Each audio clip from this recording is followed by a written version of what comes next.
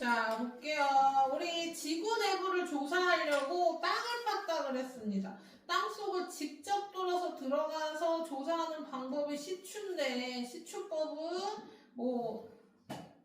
실패라고 볼 수 있겠죠. 멘트까지 파지 못했으니까. 그래서 이건 실패했고, 그다음 화산본 출물 조사도 직접적인 방법이지만 요것은 또 지하 깊은 곳까지 하기에는 좀 부족하죠. 그래서 가장 효과적인 방법은 지진파 분석입니다. 현재 가장 지구 내부를 조사하는 효과적인 방법은 지진파 분석이고, 효과적인 방법.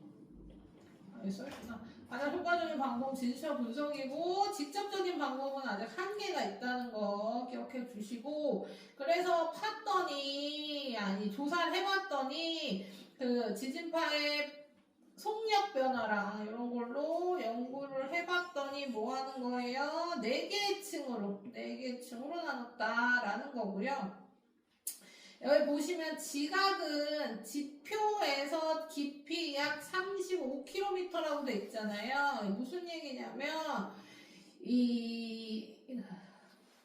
35km 뿐만 아니라 5에서 35km라고 생각하시면 됩니다. 그러니까 얇은 부분이 있고 두꺼운 부분이 있는 거예요. 그래서 제일 얇은 부분은 5km 정도 되고 두꺼운 부분은 35km 정도 되고, 그래서 이렇게 튀어나와 있으면, 겉으로 튀어나와 있으면 안쪽으로도 깊이, 그래서 여기는 35km. 그리고 바다 밑에 있는 애는 그 얇기가 얇아서 이쪽이 5km가 될 겁니다. 그래서 해양지각이 더 얇고 대륙지각이 더 두꺼워요. 자, 그 다음에 가장 얇습니다. 지구 내부 층 중에. 그리고 멘틀은 35에서 2,900km 정도 되고요. 고체 상태이며 가장 많은 부피를 차지합니다. 요 사이 경계면을 모호면이라고 불러요. 그러니까 지각과 멘틀 사이 경계면을 모호면이라고 부르고요. 왜 모호면이냐면요. 모호로 빛이 칠불연속면이. 배웠나?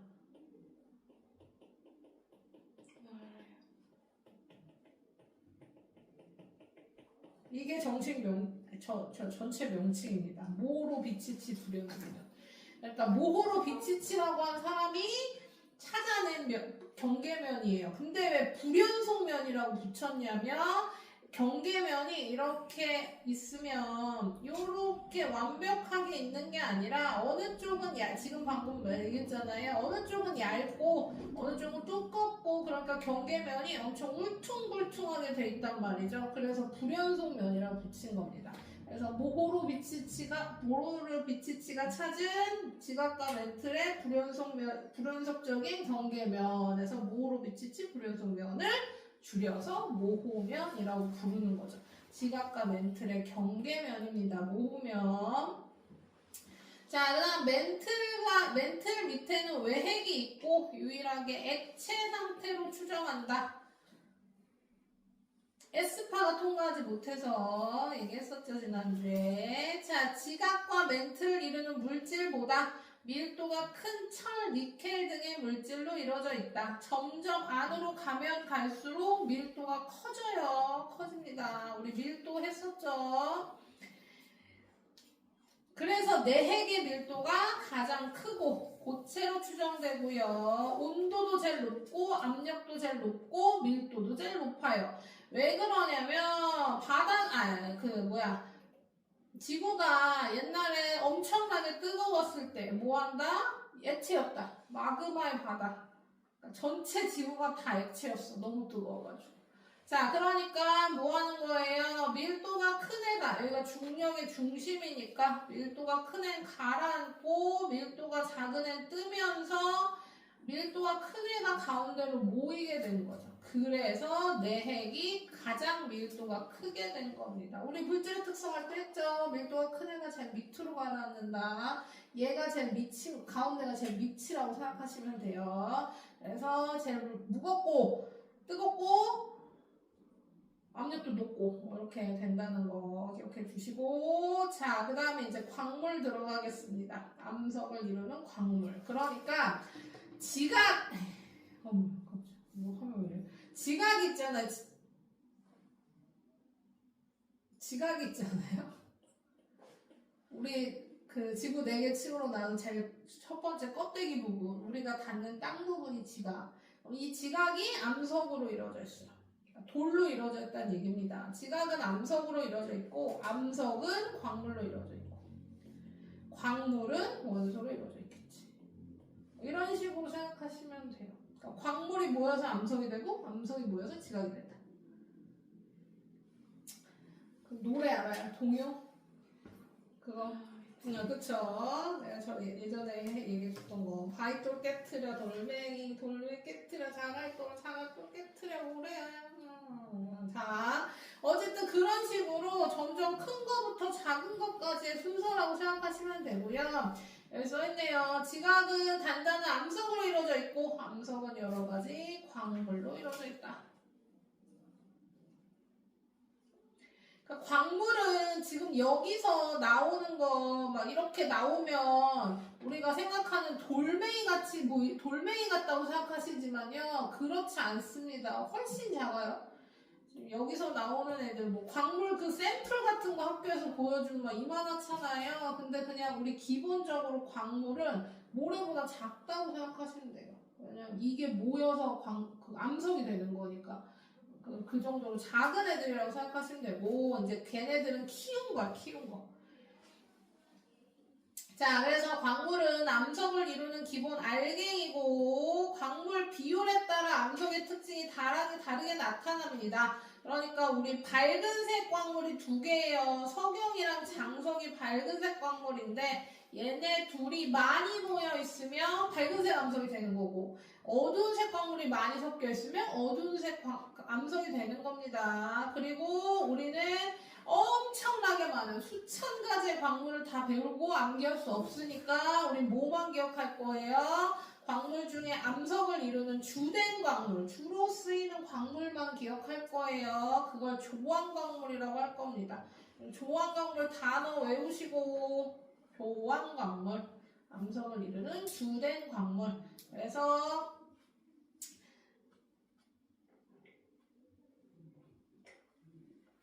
배웠나?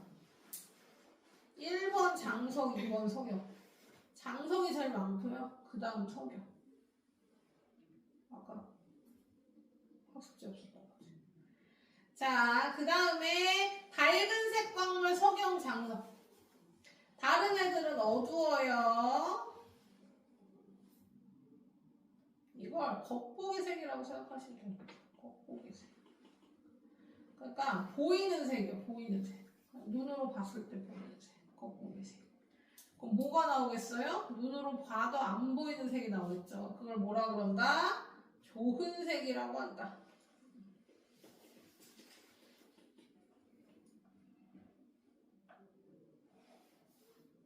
제가 저거 듣는 척만 하는 것 같아요. 빨리 적어 그럼. 아, 적혀 있어요? 제가 오해했네요. 자, 광물을 조금판에 긁었을 때 나타나는 광물 가루색입니다. 그래서 밖으로 나타나는 색은 아니고요. 가지고 있는 가루색입니다. 조금판은 뭐 자기판이에요, 자기판. 자기판이고 그 한 번, 맞아요, 도자기. 도자기 같이 도자기를 이렇게 동글게 이렇게 만든 게 아니라 판판한 판으로 만든 거고, 원래 도자기 2번 굽는데 한 번만 구운 거예요. 뭐 그런 하여튼 하얀 판입니다. 하얀 돌판이라고 자기판이라고 생각하시면 되고, 거기에 애를 긁어보는 거죠. 그러면 긁히면 가루가 나오겠죠. 그 가루 색입니다. 그러니까 금이랑 황동석이랑 황찰석은 그냥 눈으로 보면 다 노란색이라서 비슷비슷해 보이지만, 좋은 판에 긁어보면 금은 똑같이 안에 가루도 노란색, 황동석은 녹흑색, 황찰석은 검은색이 나타나서 구별할 수 있다. 그런 얘기입니다. 검은색도 마찬가지예요. 흑은모, 자철석, 저철석은 그냥 보기에 겉보기색 다 검은색이지만 엄청 특이하게도 흑은모는 긁어보면 흰색이 나타나요. 그 다음 자철석 검은색, 저철석 젓갈색입니다. 이렇게. 자, 그래서 이런 식으로 구별할 수 있어요. 지금 우리가 그 특징을 뭐 한 6가지 정도 배울 거거든요. 그럼 이 6가지가 뭐라고 생각하시면 되냐면 광물을 구별할 수 있는 거. 그러니까 물질의 특성이랑 똑같죠. 그렇죠? 광물의 특성입니다. 광물의 특성. 이걸로 광물을 구별할 수 있다.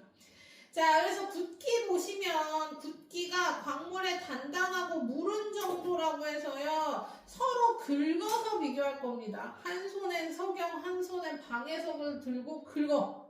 그럼 하나는 상처가 나고 하나는 상처가 안 날 거 아니에요. 그럼 안 난 쪽이 이긴 거예요.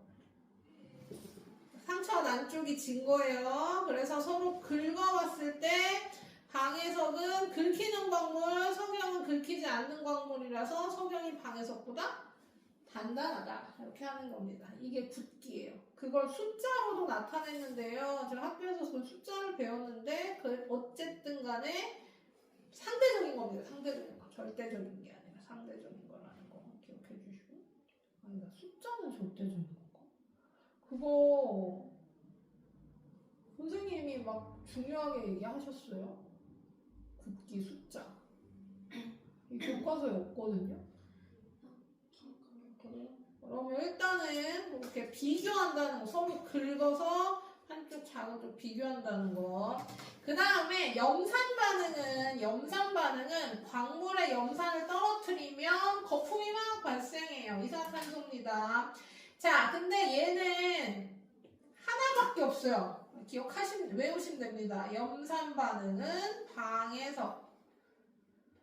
방해석은 염산을 떨어뜨리면 거품이 뽀글뽀글 발생합니다. 그럼 방해석이 많이 섞여 있는 암석도 뽀글뽀글하겠죠, 그렇죠? 그래서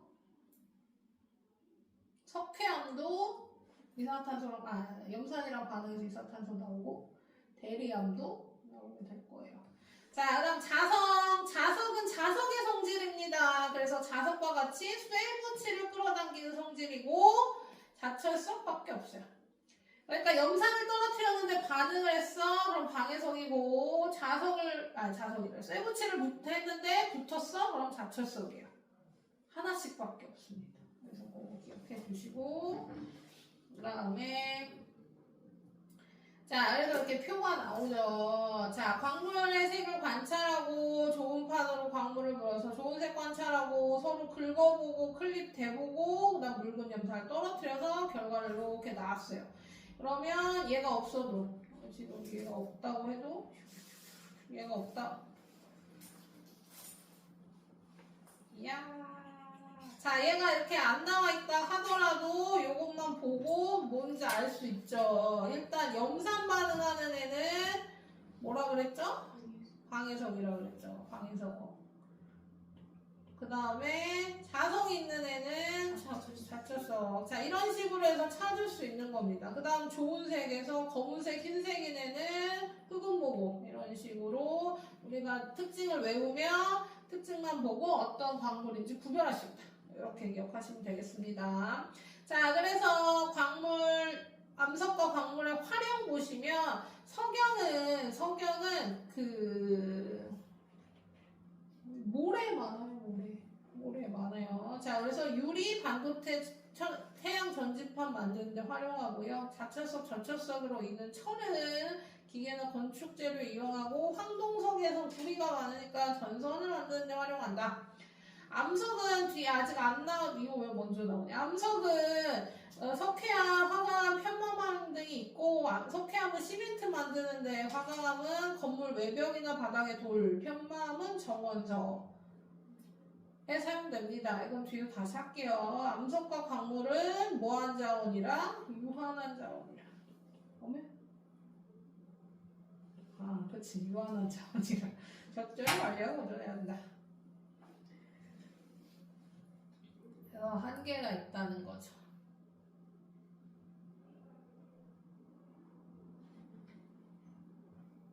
좋아요. 일단 문제 풀어보겠습니다. 42쪽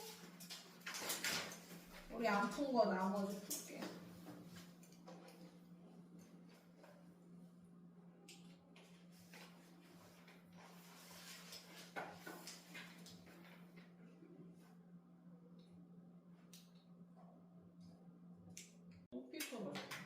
자, 198쪽. 지각은 암석으로 이루어져 있고 암석은 광물로 이루어져 있다. 이건 맞죠? 오. 암석을 이루는 주된 작물은 조합광물이라고 한다. 오. 겉보기로 겉으로 보이는 색이 비슷한 광물을 구별할 땐 광물 가는 좋은 색을 이용할 수 있다. 이것도 맞고 다 오냐. 자, 석영과 방해석을 긁으면 방해석이 긁힌다. 따라서 석영은 방해석보다 무른 광물이다. 바뀌었죠? 방해석이 더 무른 광물입니다. 이거는 틀렸죠? X. 방해석이 더 무른 광물이다. 이렇게 쓰면 되지. 자, 황동석은 유리 반도체를 사용하는데 사용하는 게 아니라 석영이 유리 반도체 사용하는 데 사용되고요. 암석과 광물은 무한하지 않고 유한하기 때문에 관리 보존해야 된다. X. 그래서 이렇게 풀어봤고요. 우리 여기까지 풀고 이렇게 풀어봅시다. 226번 229번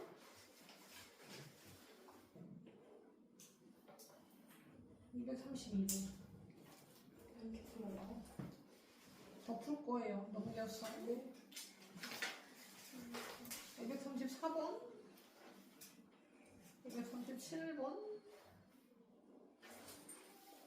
240번 243번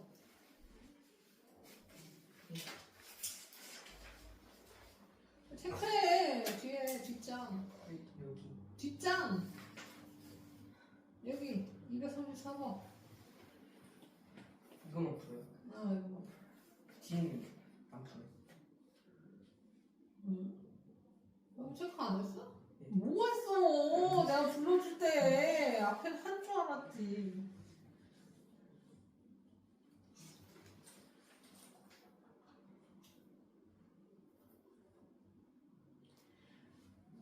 그러니까 우리 다음 주면 이거 2단원도 끝나서요. 다시 1단원 복습할 겁니다. 계속 할 거예요. 직전 대비 때는 1, 2단원 다시 복습할 거고요.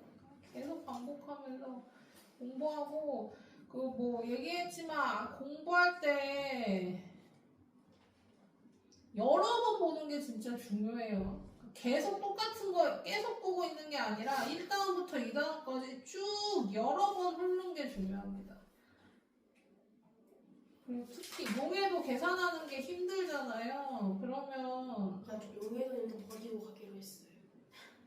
걔를 버리려면 딴 건 진짜 다 맞아야 된다니까. 한번 연습을 해볼게요. 그래, 오케이. 뭐 그럴 자신 있으면 그래도 됩니다. 좀 많을 것 같아요. 용해도 너무 힘들면 용해도 버리고 나머지는 다 맞는다라고 생각하고 그거 하셔도 되긴 하는데 근데 용해도를 버리면 안 되고요. 네. 용해도를 버리는 게 아니라 용해도 계산 부분만 버리는 거예요. 그렇죠. 그거 용해도 자체는 괜찮은데 계산하는 그래. 것만 좀 버리고. 그 정도면 괜찮아. 그래서 저는 불수생을 믿어요. 왜냐면 용해도 계산 문제 두 문제 정도 나올 거예요. 계산 문제만 따지면 한 문제에서 두 문제 정도 나오고 보통 그 정도 나오고 그거 진짜 뭐 진짜 나는 진짜 이건 진짜 못하겠다 그러면 그 부분은 버리는 건 좋은데요. 그 부분을 아니 그건 그렇지. 근데 버리려면 다른 건 진짜 더 잘해야 돼. 이것도 버리고 딴 것도 안 되면 진짜 80점 넘기 힘들거든요. 근데 저 이건 진짜 100점 할 수 있어요. 진짜? 응.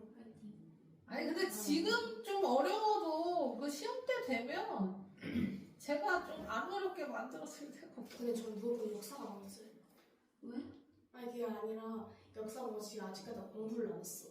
시작해요. 자, 빨리 풉시다 이제. 몇 문제인지 보자.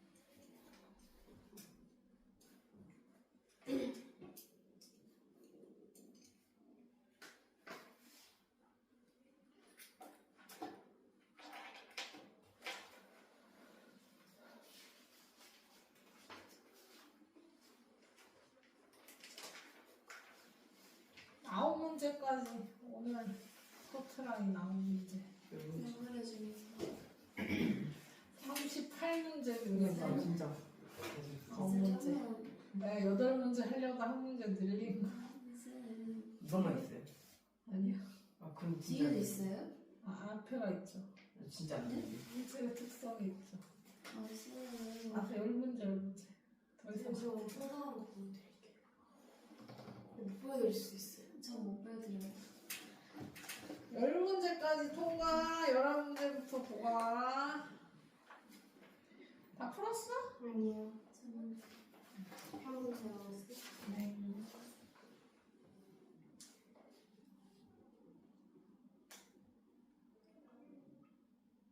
지금 적절성도 그거 붙어요? 아니요. 주죠, 그렇죠.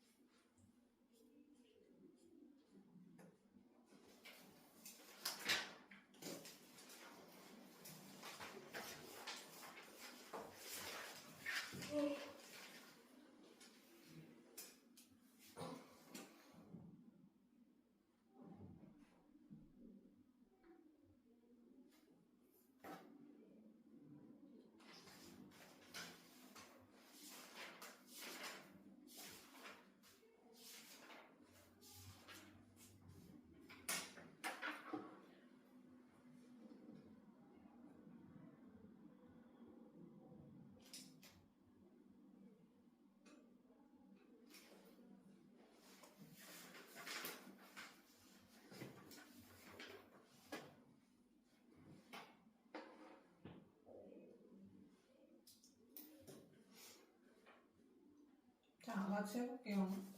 자, 다음은 지각을 구성하는 물질에 대한 설명이다. 자, 지각은 암석으로 이루어져 있고, 암석은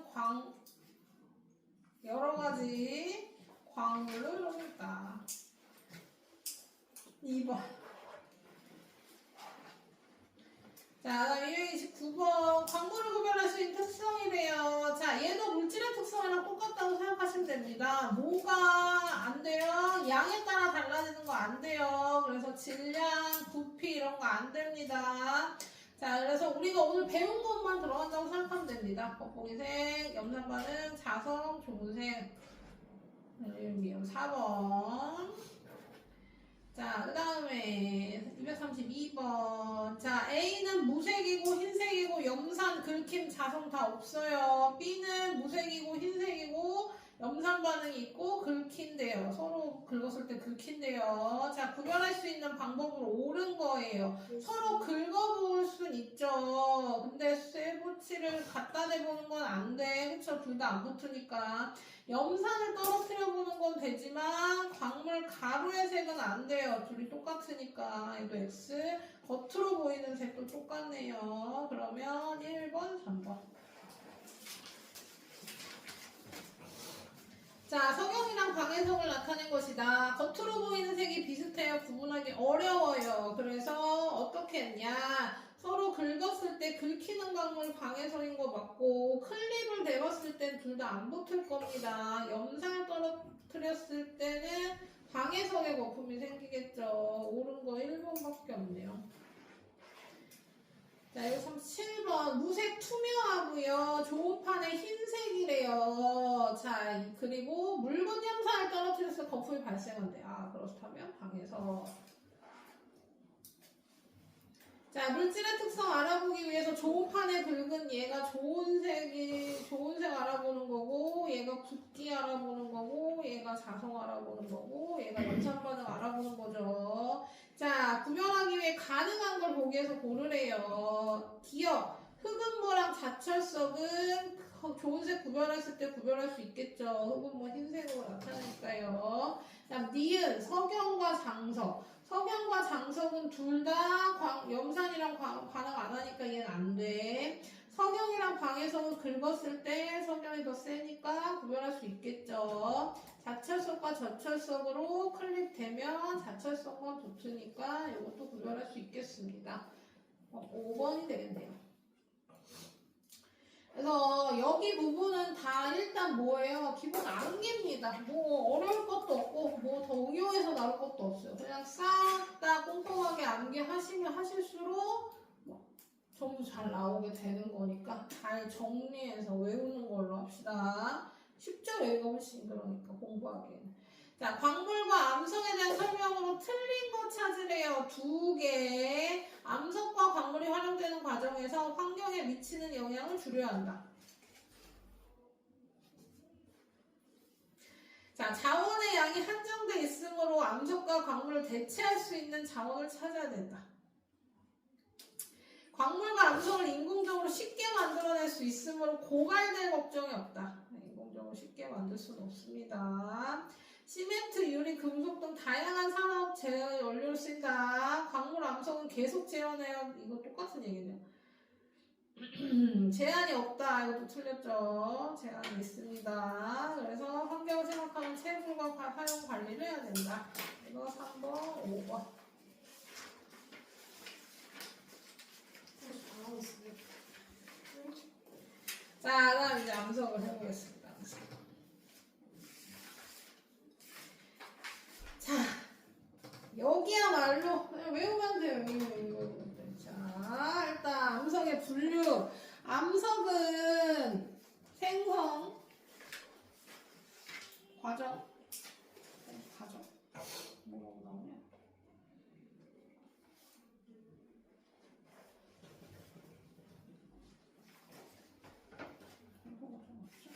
생성 과정에 따라 화성암, 퇴적암, 변성암으로 분류할 겁니다.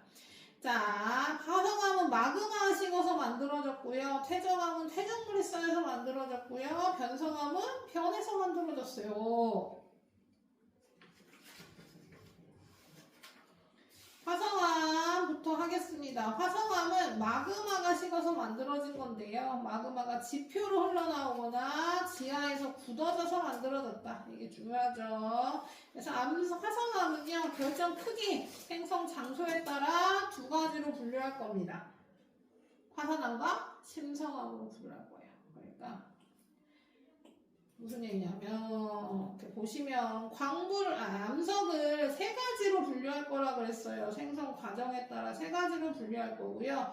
마그마가 굳어서 만들어진 게 화성암이고, 이 화성암 중에 또 2개로 나누겠다는 거야. 그 2개로 나누는 건 화산암과 심성암입니다. 화산암과 심성암은 뭐 여러 가지 특징이 있지만 지표 부근에서 만들어진 애가 화산암, 지하 깊은 곳에서 만들어진 게 심성암이라고 생각하시면 돼요. 화산암은 지표 부근에서, 심성암은 지하 깊은 곳에서 만들어졌습니다. 그래서 화산암은 지표 부근에서 만들어졌대. 지금 마그마잖아요. 마그마란 말이야. 마그마가 굳어져서 만들어진 건데 지표로 나왔어. 그럼 어떻게 되는 거예요? 온도가 완전 뚝 떨어지는 거예요. 차가운 곳에서 굳은 겁니다. 빠르게 식을 거예요. 자, 그 다음 저기요. 네. 이따 해. 이따 해. 듣고 있는 게 아니라 나한테 집중하라고요. 나가보라고. 네. 내려놓고. 이따 하게 해주면. 귀엽잖아요. 귀여운데 이따 해도 되잖아. 그쵸? 자, 다시. 화산암은 지표 부근에서 마그마가 빠르게 식어서 굳어진 거고요. 심성암은 지하 깊은 곳에서 뜨뜻한 곳에서 식긴 식는데 천천히 식어서 굳어진 암석이야. 이 차이점. 화산암은 빠르게 식어서 만들어졌고요. 심성암은 느리게 식어서 굳어졌습니다.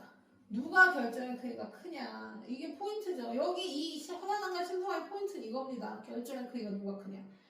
빠르게 식은 애는요, 결정이 만들어질 시간이 느려. 네? 결정이 만드는 시간이 짧아. 그래서 잘 안 만들어져. 그래서 결정의 크기가 작습니다. 심성암은 천천히 만들어진다 그랬잖아요. 천천히 식어서. 그러니까 천천히 식는 동안 결정이 만들어질 시간이 길어지는 거예요. 그래서 크기를 키웁니다. 그래서 화산암은 빠르게 식어서 결정 크기가 작아요. 그 다음에 심성암은 천천히 식어서 크기가 커요. 결정 크기가 결정 크기가 큽니다.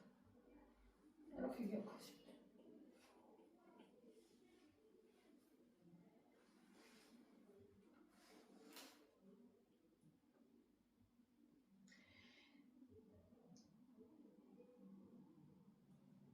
자, 책 보면서 다시 정리할게요. 마그마가 지표 부근에서 빠르게 식어서 만들어진 암석이 화산암이고요. 화산암은 결절 크기가 작다.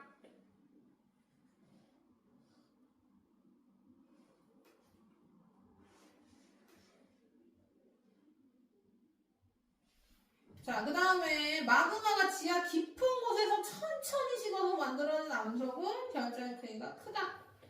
마그마가 천천히 식으면 광물 결정이 성장할 시간이 길어지기 때문에 크기가 큰 거고, 빠르게 식으면 만들어질 시간이 적어서 작은 거예요. 요거 꼭 기억해 주시고, 그 다음 색도 아까 얘기했죠. 광물이 어두운색 광물이 많으면 어둡고, 그 다음 밝은색 광물, 석영이랑 장석이 많이 포함되어 있으면 밝습니다. 그래서 색에 따라도 분류할 거예요. 그래서 현무암이 어둡고 유문암이 밝아요. 화산암 중에서는. 심성암 중에서는 반려암이 어둡고 화강암이 밝아요.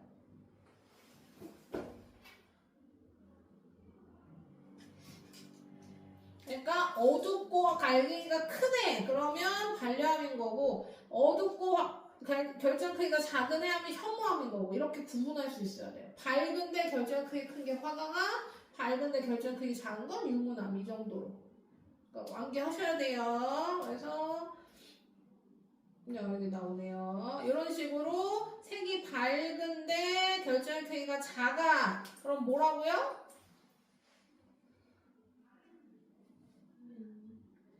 반려암입니다. 네? 아니지, 밝았다고 그랬지. 아, 미안해요. 유문암이죠. 그 다음에 어두운데 결정 크기가 작은 애가 현무암. 밝은데 결정이 큰 애가 화강암. 그다음 어둡고 결정이 큰 애가 반려암. 이런 식으로.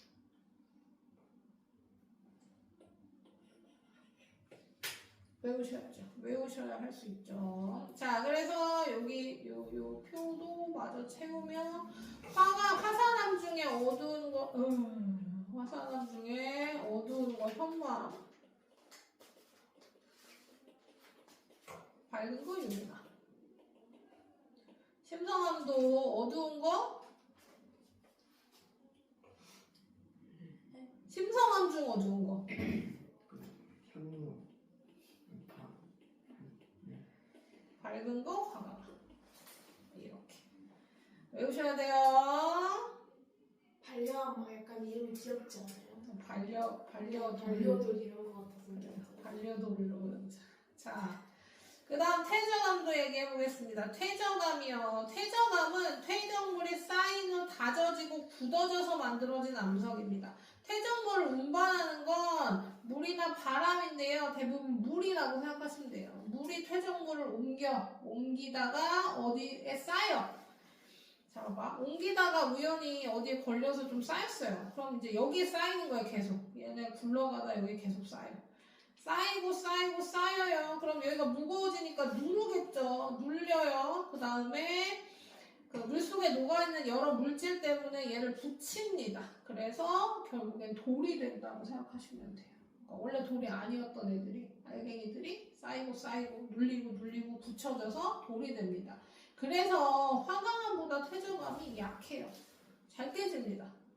화강암은 이렇게 땡땡 해도 잘 안 깨지거든요. 근데 퇴적암은 치면 대부분 깨져요. 그래서 우리나라의 조각이 단순해졌죠. 그거 알아요?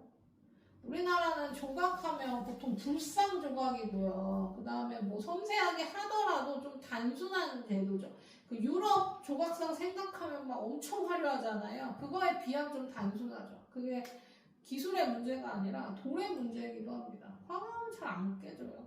그러니까 우리나라는 대부분 화강암지대고요. 그래서 잘 안 깨지죠. 저 유럽은 석회암, 대리암, 엄청 물 운동. 이렇게 하면 깨지는 동. 조각이 잘 돼. 그 대신 우리는 뭐예요? 물이 깨끗하죠. 쟤는 물에 녹아. 물이 뿌해. 자, 어쨌든 퇴적감이 좀 약합니다. 다른 돌에 비해. 자, 운반돼서 퇴적돼. 이게 쌓인다는 얘기죠. 그랬더니 다져지고 굳어져서 퇴적감이 만들어졌어요. 자, 퇴적감의 특징 두 가지. 화석이 발견되면 아, 얘는 퇴적감이다 라고 결정되는 겁니다. 그 다음 층리예요. 층리. 퇴적물이 쌓이면서 굉장히 비교적 반듯한 줄무늬가 생깁니다. 이게 층리. 화석은 퇴적암에만 만들어질 수 있어요. 화강암은 뭐 할 때 뭐가 굳어진 거예요? 마그마가 굳어진 거예요. 그쵸? 그러니까 이 과정에서 뼈가 들어간다 한들 뭐 하겠어요? 녹아버리겠죠. 그쵸? 마그마에 동물뼈가 섞여 있으면 방에 녹죠. 돌이 되는 겁니다. 화석의 함정을 나타낼 수 수원 있어요. 뭐가요? 녹지. 용암에 들어가면 우리는 그냥 녹아요. 얼음 녹듯이 녹습니다. 사람이 들어가면. 샤라라. 무섭네요. 무섭죠. 뭐 실제로 해본 적은 없지만 뭐 그런 얘기가 있죠. 실제로 해보면 그건 문제 아니에요? 아니에요. 뭐 일어날 수는 있죠. 자, 사람이 서 있는 상태에서 용암이 흐르면 사람 키가 작아진다는 얘기가 있어요. 자, 고통 있을 거 아니에요? 있겠죠. 아 근데 뭐 너무 충격 때문에 쓰러지지 않을까? 쓰러지면 이제 사람 그런 충격이 아픔이 좀 덜하겠죠. 자, 어쨌든 자 그래서 화석은 만들어질 수 없다. 화성암에서는 화석이 발견될 수 없어요. 그러니까 화석이 발견됐다 하면 무조건 퇴적암이 되는 거죠. 그리고 화석은 막 쉽게 만들어지진 않아요. 그러니까 굉장한 우연이 겹쳐야 되고요. 확률이 되게 낮죠. 그래서 뭐 하는 거예요? 그 공룡 그대로인 화석은 없죠. 그러니까 공룡이, 너네 화석 보면, 공룡 뼈 화석 보면, 이렇게 몸 전체가 발견되진 않습니다. 머리뼈 발견되고, 꼬리뼈에서 발견되고, 등뼈, 이런 거 다 합쳐서 다른 데서 발견돼요. 동물에서 해봤어요? 네. 자, 그래요. 자, 왜 다른 데서 발견되냐면요. 화석이 만들어지기 어려워서 그래요. 그러니까, 우연에 겹쳐야 돼. 무슨 얘기냐면, 공룡이 길을 가고 있었어요. 공룡이 길을 가고 있는데, 이렇게 자, 공룡. 자, 공룡이 길을 가고 있었어. 길을 가고 있는데, 심장마비, 심장 아파. 그래서 사망을 한 상태에서 뭐 해야 되냐면, 일단 물가로 쓰러져야 됩니다. 물가. 여긴 땅이고, 여기가 물이요. 물가에 쓰러졌어. 자, 쓰러진 상태에서 주변에 아무런 동물이나 공룡이 없어야 돼요. 왜냐하면 안 그러면 뭐 하겠어요? 다 잡아먹겠죠. 그러면 이제 흩어지는 거니까. 자, 그래서 쓰러졌어요. 했어요. 그 다음에 완전히 썩어서 하기 전에 흙에 쌓여야 돼. 흙에 묻혀. 그리고 이 상태에서 묻혀서 무거워져서 돌이 돼서 꺼내면 화석인 겁니다. 그러니까 이 커다란 공룡 그대로 땅에 묻히어서 몸 전체가 그대로 땅에 묻힐 일이 거의 없죠. 있을 수가 없지. 주변에 동물이 아예 없는 거야 가능하겠지만 뭐 바람이 불거나 아니면 뭐 썩을 때 굴러가거나 뭐 이런 상태니까 온전한, 이 공룡이 크잖아요. 그리고 온전한 전체 형태의 화석이 발견된 적은 없는 걸로 알고 있고요. 조그만 애들은 당연히, 요만한 애들은 몸 전체가 화석으로 붙어서 나온 애들 있지만 공룡 같은 경우에는 그러니까 그렇습니다. 자, 그래서 화석이 발견됐다 하면 모두 퇴적암이구나 라고 생각하시면 되고, 퇴적암은 대체적으로 줄무늬가 만들어지는데 이 줄무늬가 굉장히 반듯하다, 쌓인 거니까. 그래서 층리가 나타난다.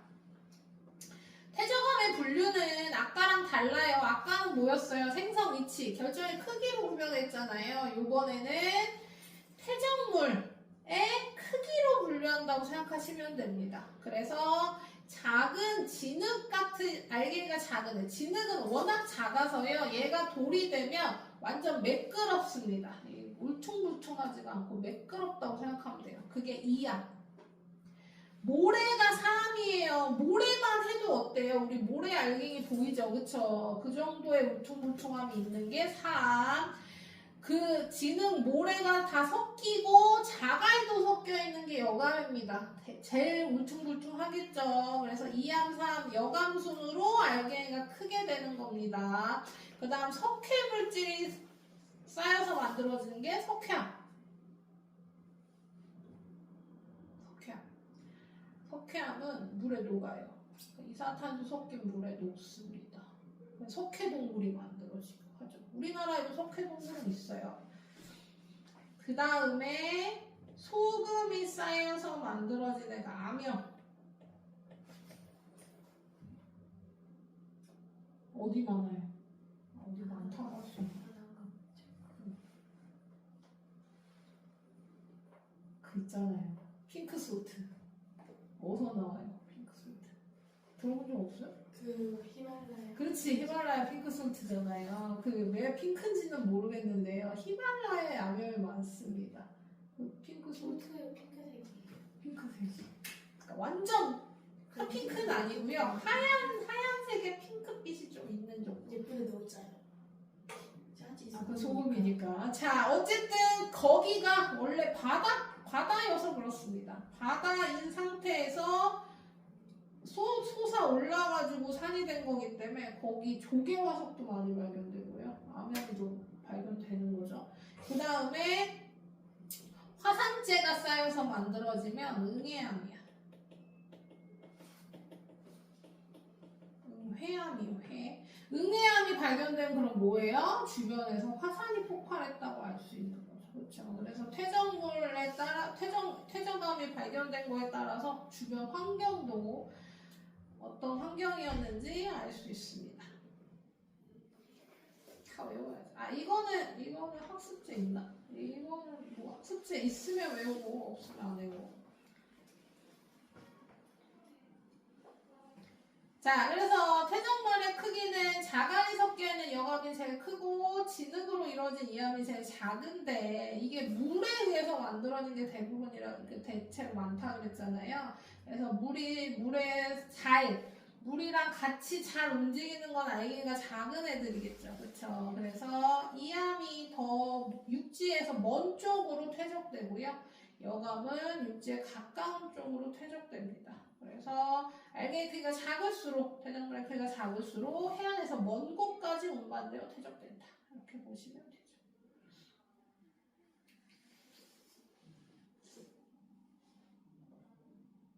변성암도 볼게요.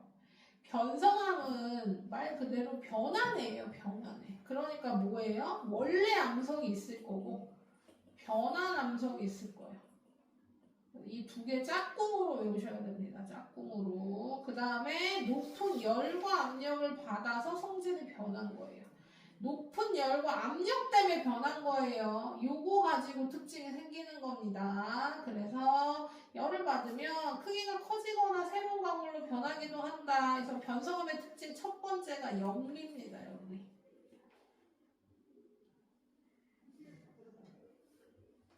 열과 압력을 받았어. 그러니까 얘가 원래 알갱이가 이렇게 있었어요. 알갱이. 근데 얘가 열과 압력을 받으면서 눌린 거예요. 짜부가 됐어. 자, 그래서 이게 얇아진 거죠. 그럼 여기 있던 알갱이들 어떻게 돼요? 납작퉁이 되겠지. 그러면서 생긴 줄무늬가 영리입니다. 그래서 압력의 수직 방향으로 생기는 거죠. 얘를 이렇게 눌리면 이렇게 생기는 거고, 이렇게 눌리면 이렇게 생기는 거고, 그렇죠? 염리가 편한다, 편마음에 잘 나타나요. 그래서 뭐 한다? 뭐라고 얘기한다? 그게 무엇이냐? 그 아까 층리는 비교적 반듯하게 나타난다 그랬잖아요. 염리는 이렇게 반듯하게 나타나지 않아요. 알갱이가 눌린 거니까. 그래서 더 아름답다고 평가해서 옛날에는 요거를 정원석으로 많이 썼어요. 정원석. 정원을 꾸미는데, 그러니까 꾸미는 용도로 많이 사용했어요. 그 줄무늬가 아름답다고 생각해서요. 자, 그래서 염리가 있고요. 그 다음에 요것도 포인트죠. 광물의 크기가 커지거나 재결정 작용이라고도 하는데요. 자, 봐봐, 생각해봐. 자, 우리 아까 화성암 할 때 뭐라 그랬어요? 심성암이 지하 깊은 곳에서 광물 천천히 식어서 광물 결정 만들 시간이 길어져서 결정이 커졌다 그랬어요. 그쵸? 그러면 변성암도 생각해봐요. 지금 뭐 한 거예요? 원래 암석에 높은 열을 가하는 거예요. 그러면 다시 결정 만들 시간이 더 길어지는 겁니다. 높은 열을 받았다는 얘기는 뭐예요? 녹아서 다시 굳을 거란 얘기예요. 그러니까 결정 만들 시간이 좀 더 길어진 거, 좀 더 주어진 거죠. 그래서 결정 크기가 커지게 됩니다. 광물 크기가 커진다는 거예요. 암석이 커진다는 얘기가 아닙니다. 암석을 이루고 있는 애 결정 알기가 커진다는 얘기예요. 그래서 이게 두 가지 특징입니다. 변성암의 특징이에요. 그래서 염리는 뭐 동그란 거 눌러서 납작품 되는 걸로 기억하시면 되고, 그 다음 아까 얘기한 대로 짝꿍 붙여서 기억합시다. 사암은 규암이고요. 화강암이 변하면 편마암이고요. 석회암이 변하면 대리암입니다. 이암은 정도에 따라 편암에서 더 변하면 편마암이 되는 거예요. 그럼 이제 뭐가 문제예요? 화강암도 편마암이고 이암도 편마암이에요. 이제 보통은 구별하기 위해서 이 편마암을 화강 편마암이라고 부르기도 합니다. 어쨌든 원래 있는 암석, 변한 암석 짝꿍으로 기억해 주세요. 사암은 규암, 화강암 편마암, 석회암 대리암, 이암 편암 편마암. 이렇게 암기하시면 되겠습니다. 자, 요것만 하고 쉬는 시간 줄게요. 암석이 주변 환경 변화에 따라 끊임없이 다른 암석으로 변하는 걸 암석의 순환이라고 합니다. 그러니까 암석이 한번 만들어지면 멈추는 게 아니라 그냥 계속 변해요. 그러니까 돌이라고 해서 그냥 생기면 가만히 있는 게 아니라 계속 변한다는 얘기고요. 이거는 뭐 1년, 2년의 문제가 아닙니다. 10년, 20년 문제가 아니에요. 100년, 200년도 짧아. 더 긴 범위로 변한다는 얘기입니다. 뭐 천년, 만년, 뭐 천만년 뭐 이런 게 변하고 있는 중인 거예요. 자, 그래서 어떻게 변할 거냐면 특정한 순서가 아니라 그냥 랜덤으로 그냥 어떤 환경이 되냐에 따라서 그냥 바뀌는 겁니다. 자, 그러면 화성암이라고 칩시다. 마그마가 굳어져서 화성암이 됐어요. 이 화성암이 돌아다니다가 비 맞고 눈 맞고 바람 맞고 하면서 부서져. 그러면 퇴적물이 되는 거. 퇴적물이 운반돼서 다져지고 굳어지면 퇴적암이 되는 거고, 퇴적암이 높은 열과 압력을 받으면 변성암이 됐다가, 변성암이 지하 깊은 곳으로 굴러가서 녹으면 마그마가 됐다가, 마그마가 식어서 굳어지면 다시 화성암이 돼요. 그럼 또 잘게 부서지지 않고 높은 열과 압력을 받아 변성암이 되기도 하고, 변성암이 부서져서 퇴적물이 되기도 하고, 퇴적물이 다시 퇴적암이 됐다가 변성돼서 변성암이 될 수도 있고, 뭐 다시 그냥 부서져서 퇴적물이 될 수도 있고. 그러니까 이 순서는 없습니다. 얘가 어떤 암석이 만들어졌는데 얘가 마침 지표 밖에 있으면 대부분 부서질 테고, 지하 깊은 곳으로 들어가면 녹을 테고, 뭐 이런 식으로 어떤 환경에 굴러가냐에 따라서 돌이 그렇게 계속 변한다는 거지. 한 번 화성암이면 영원히 화성암인 게 아니라 계속 변화. 이렇게 기억하시면 되겠습니다. 알겠습니까? 요거는 정리만 잘해서 암기하시면 뭐 문제 없죠. 그래서 일단 쉬는 시간 줄까요? 그럼 얘는 자, 그래서 우리 암석 세 가지 배웠죠. 그거 정리하시면 되고, 문제 먼저 풀고 갈게요. 55쪽 266번까지.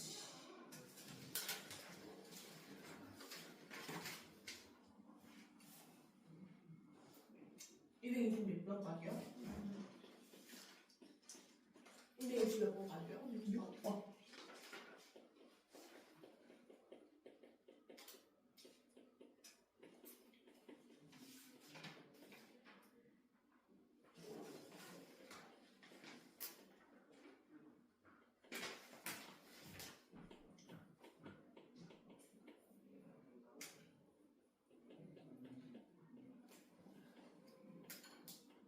이것도 봐요 시험. 네. 지금 1, 2랑 누가 보는 거예요?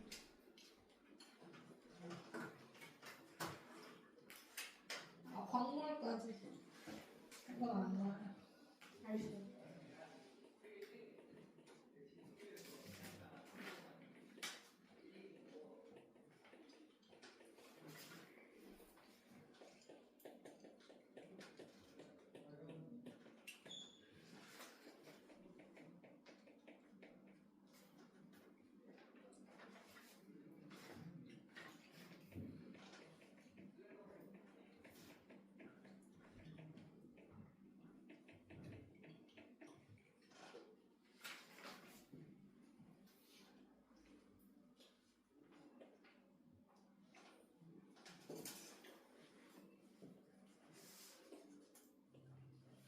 그리고 또 고쳐.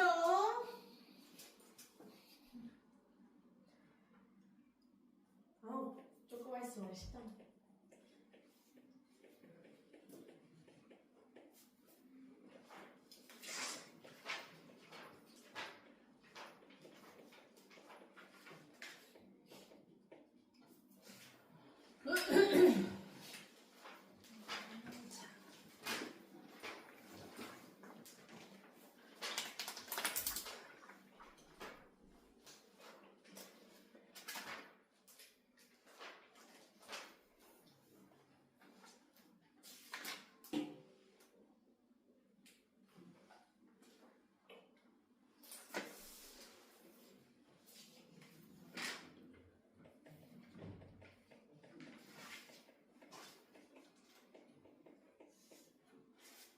버리겠어요.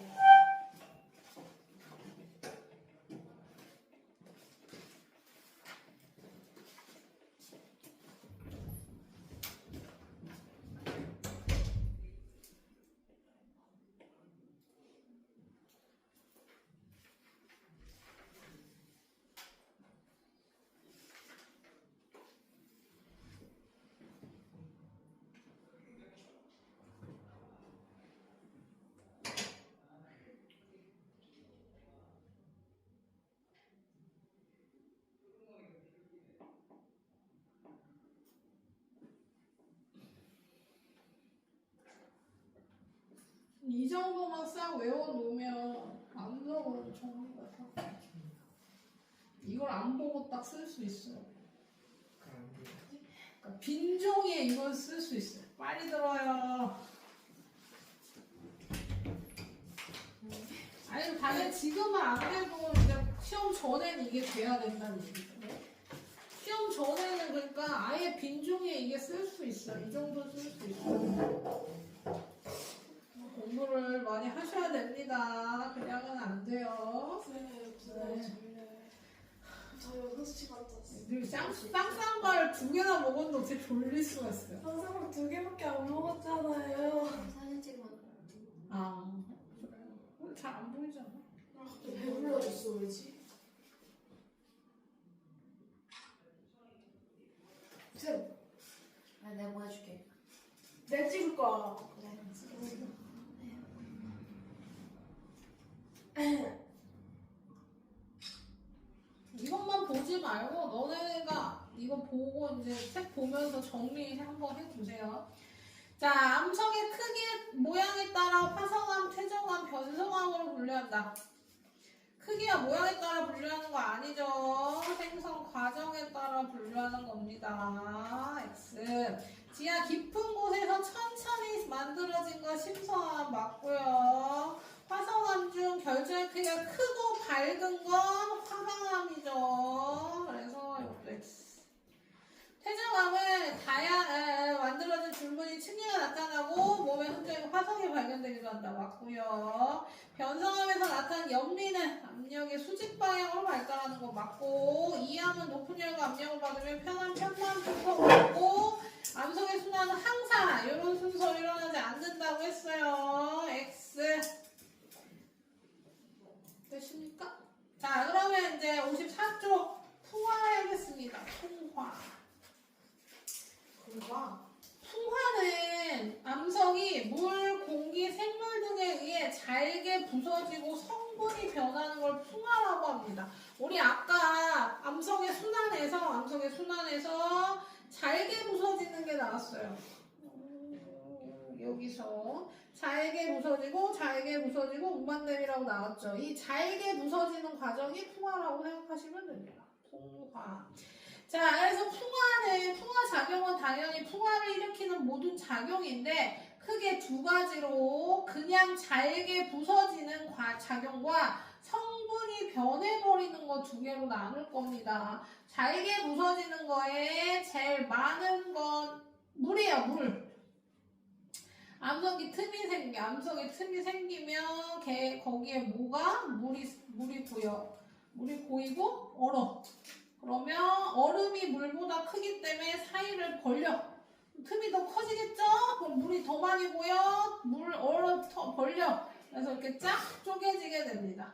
그래서 암석 틈에 스며든 물이 얼면 암석이 부서지는 거. 물에 의한 풍화작용이죠. 그 다음에 그 틈에 물이 고이는 게 아니라 흙이 고이면 그 씨앗이 날라와서 식물이 자라고 그때 뿌리 때문에 암석이 부서지기도 합니다. 그 다음에 안쪽에 있던 암석이, 그러니까 땅 밑에 있던 암석이 지표로 드러나, 여러 가지 지진이나 어떤 활동 때문에 드러나, 그러면 갑자기 받는 압력이 작아지면서 압력이 부서지기도 합니다. 이런 세 가지 작용으로 암석이 작게 부서진다. 성분이 변하는 것도 볼게요. 성분이 변하는 거 아까 얘기했는데 석회암을 지하수가 녹여. 이산화탄소가 녹아져 있는 지하수가 녹여. 동굴이 생기죠. 그러면 성분이 아예 변해버립니다. 그러니까 석회암이 있어요. 엄청 큰 석회암이에요. 사람 이만한 석회암이에요. 물이 지하수가 흐르면서 얘 자꾸 녹여.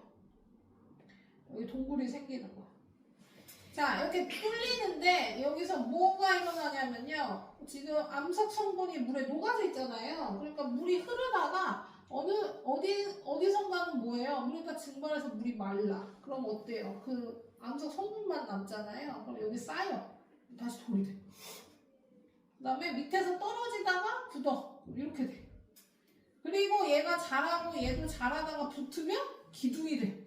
그래서 석회암 동굴 가시면 이런 게 되게 많습니다. 종류성 이런 애들 많아요.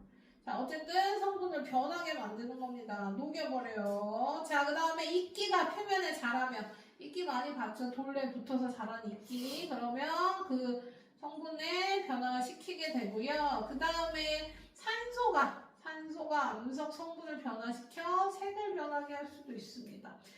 지금 여기 흑백이지만 너희 책에는 색깔이 나있죠. 붉은색으로 붉게 변한 흙들이 나와 있는데요. 산소랑 결합해서 특히나 철성분 많은 돌들은 산소랑 만나면 이렇게 붉게 변합니다. 그러니까 녹슨 거죠, 녹슨. 우리 녹슬면 약간 갈색이랑 붉은색 섞은 색으로 되잖아요. 젓갈색이라고 하죠. 그런 색으로 변하는 것처럼 돌 자체도 그런 색으로 변해요. 겉면만 변하는 거죠. 어쨌든 완전 다른 성분이 되는 겁니다. 화성 생각하셔도 돼요. 화성은 자체가 거의 대부분 이 붉은색의 모래랑 돌을 가졌어요. 그 성분이 많아. 그래서 지구에서 화성 보면 아예 붉게 보입니다. 자, 어쨌든 성분이 변하는 거. 그러면 뭐예요? 닿는 면적. 표면적이 크면 클수록 잘 부서지고 풍화가 잘 일어나고, 풍화가 진행되면 당연히 잘 부서졌으니까 표면적이 넓고, 표면적이 넓으면 풍화도 잘 되고, 이걸 반복합니다. 그 다음 기온이랑 강수량에 따라서 풍화 정도 달라지죠. 그래서 비가 많이 오는 지역은 당연히 물에 의한 풍화가, 그다음 기온이 낮은 지역은 물이 얼어서 되는 풍화가, 이런 식으로 어떤 환경이냐에 따라서 풍화작용도 조금씩 달라진다는 거. 그 다음에 토양은 암석이 오랜 시간 풍화작용을 받아 만들어진 식물이라고 할까요? 식물이 자랄 수 있는 흙.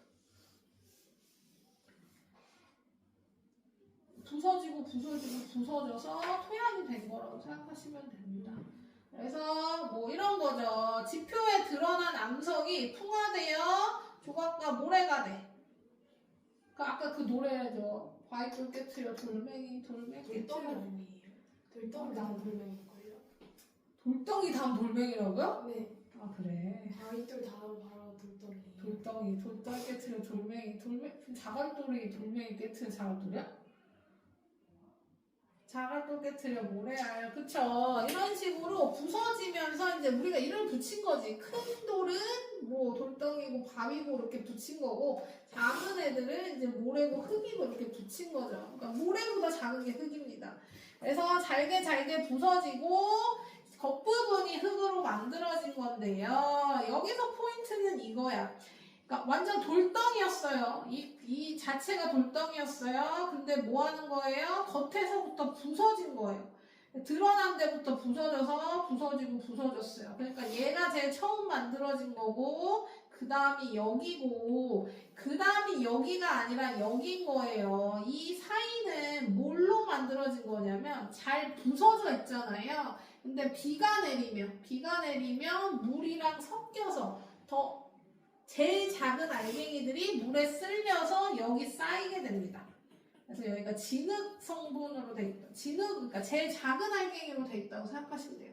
그래서 순서가 1, 2, 3, 4가 아니라 여기서 만들어져서 물에 같이 내려온 얘가 제일 마지막이어서 1, 2, 4, 3 순으로 만들어진다. 요것만 기억하시면 돼요. 근데 왜 여기가 식물이 잘 자라는 층이냐. 그러니까 그냥 흙만 있어서 식물이 잘 자라는 게 아니라 흙이 여기서 생성되면 여기 이제 생물들이 사니까 생물들이 만든 비료, 똥이라던가 아니면 아예 사체라던가 이런 것들이 썩으면서 식물이 잘 자라는 층이 된 거죠. 그래서 얘와 차이점은 그겁니다. 알갱이가 작은 것도 있지만 그런 것 때문에 식물이 잘 자라는 토양이 된 거다. 이렇게 보시면 된다. 그러면 요거 다 설명 끝났어요. 그럼 여기 마저 봅시다. 세 문제.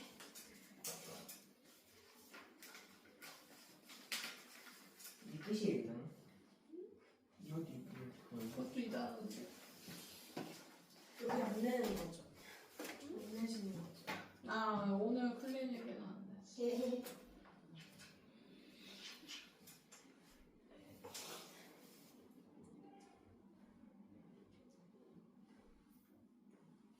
다음 주에 이 단원 끝나면 2번 남아요. 뭐 수학이요? 네, 2번 아니지. 다음 주. 지금 3번 오늘까지 3번 남았고, 다음 주에 2번 남았고. 그쵸. 직전 대비까지 3번 남았고. 아, 바쁘다. 제가 하나님 사도 돼요? 쌤, 빨리 제가 또 갔다 전화를 했어요. 이것만 맞추고 갔다, 이것만 맞추고. 이게 그거예요. 세 문제하고 맞추고 갔다. 자, 암석 풍화를 일으키는 주요 연인은 물, 공기, 생물 등이 있다. 맞죠? 암석 성분이 물이 얼면서 일어나는 건 암석 성분이 변하는 게 아니라 그냥 크기만 작아지는 겁니다. X. 식물이 자라는 토양의 단면은 4개 층으로 이루어져 있죠. 이것도 X. 우리 뒤에 문제 풀게요.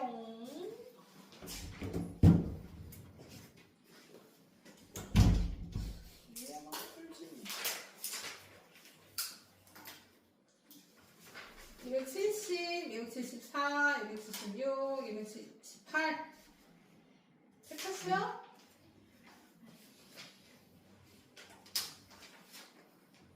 그 다음도 위에만 281, 284, 287, 290. 안 끝났어요. 294, 296, 298, 300. 그냥 다 위에만 풀어. 306까지.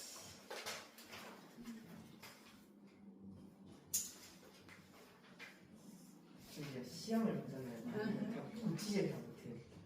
다못 고치고 가요. 많이 안 틀린대잖아요. 근데 그 불가능해. 남아지고. 근데 요 광물들은 어떻게 배우나요? 응? 광물들을 혹시 어떻게 다루나요? 시험은 어떻게 나오냐고, 시험에? 네. 그냥 요 느낌으로 나와요. 뭐 더 어렵게 안 하고. 여기 큰 거 있어. 이거 다 광물 문제야. 200번대, 220번. 요 부분. 요 정도로 나와. 그러니까 광물의 특징 위주로 나오는 거예요. 광물의 특징. 내일 역사 보면 오늘 과학해도 되겠네요. 오늘 영어가 무슨 말이야? 자나 숙제를 안 해. 이제 핑계는 그만. 아니, 우리 진짜, 이제 뭐 진짜. 시험 별로 안 남았어요. 뭐 나한테 뭐라 그러지 말고. 5시가 어때? 오늘? 네. 그럼 그럼 제 시험. 통과할 생각부터 할까요? 네, 진짜 38. 8문제 10개까지.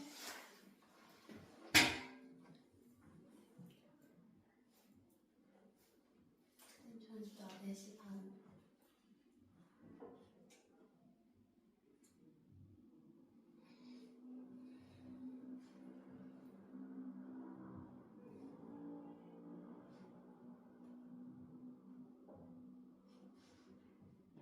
소윤이는 오면 선생님한테 토요일, 그러니까 10시 클리닉 그거 시험지 달라고 먼저 얘기해요.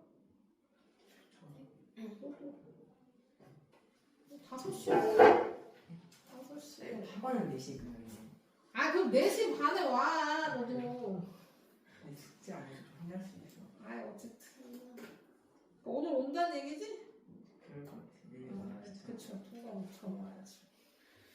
통과를 하는 걸로. 제발. 10개 했는데 불가능해 진짜. 정말. 알았어. 진짜 조금만 더 늘려주시면 안 될까요? 조금만. 진짜 제발요. 38문제 네. 근데 지금 10개가 38문제 10개 틀리면 70점이야. 조금만. 내가 더 낮출 수가 없는데. 15개 틀릴 것 같아 지금. 조금만. 10개 더 이상 할 수 없어. 오늘 거 많이 들어가서 저번 거는 잘 볼걸. 선생님 이제 저 정말 잘 붙여놨어요. 엄청 잘 봤죠.